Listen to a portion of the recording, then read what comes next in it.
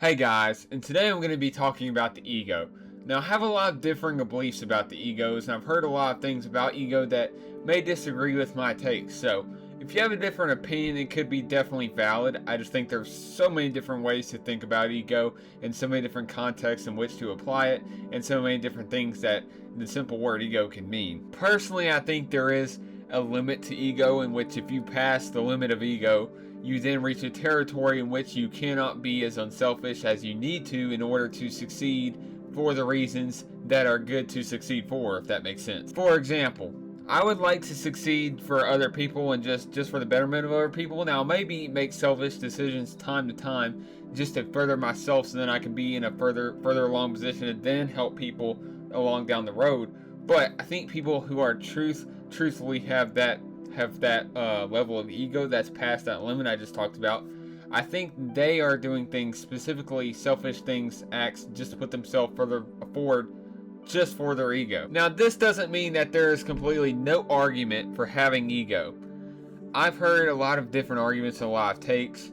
My take has always been that I think that a lower amount of ego is better than most. I think most people would argue that some level of ego is definitely needed in order to believe in yourself. I believe ego is less of that, which what I just said, the things that people commonly think ego means, like if someone has too much ego, they're arrogant and overconfident. If someone has too little, they're not self-confident in themselves and they don't believe in themselves. I think of it a lot of times more in like positives and negatives, in terms of like the timing on using your ego, because there's times to put your ego aside and be unselfish and really do the right thing, and there's also times to again be selfish for yourself, to put yourself in a further along position to be able to then help others even more.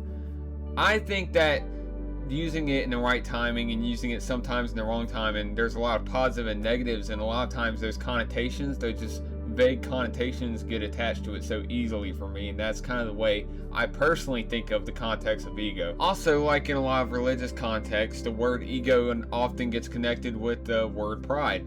And pride is a very negative thing in religious context. A lot of religions also teach you about pride in religious context, and they're kind of like me, but I would say a lot of religions are even lower on the ego scale than me. They're going to teach you to have no ego, so then you can be as unselfish as physically possible. Most egos, like Buddhism and all of those, they fully want you to reject selfishness, which in turn means rejecting ego. And when ego leads to pride, a lot of times pride can lead to things that just don't matter.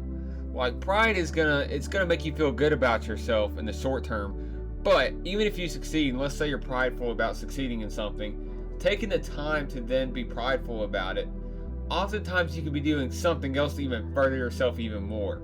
So a lot of times I feel prideful. It comes from a feeling of just wanting to feel good about myself, but it comes from the wrong place because I'm spending time being prideful instead of furthering myself even more, which is why a lot of religious contexts say pride is very bad. And I do want to point out that even with a lot of my life experiences so far, of course I'm not that old as of yet, but a lot of those life experiences, I still don't know how much ego. Like I've said, a lot of opinions I'll accept because I still don't have a firm belief on what amount of ego is right for someone. Like from time to time, I will struggle with how much ego to carry myself with, how much is the correct amount to not only succeed but not have too much to where I'm still very unselfish, because that's the ultimate goal, is to be the most unselfish person I can, even if I have to be selfish to get in the position to be that. I would like to point out as well that reducing ego can also help with a lot of self-centered ideas like jealousy, anger, and hatred, those types of things that are very self-centered. Because ego is a more self-centered thing, having those feelings, they may be a sign that you do have too much ego, that you're over the limit, as I said. And a lot of times, there is no bigger place in which people need to let go of ego than in their relationships, because a lot of times relationships end because of self-centeredness. And I think especially in those close-knit relationships where you have to be there for one another and you have to be like a pair, I think a lot of times letting go of ego completely with those types of people and just doing everything you can for them. And I mean, monitor what they're giving back to you, but at the same time I feel like you just got to do whatever you can and control what you can control and just make those extra efforts. The term itself of ego came from Sigmund Freud's theory of mind.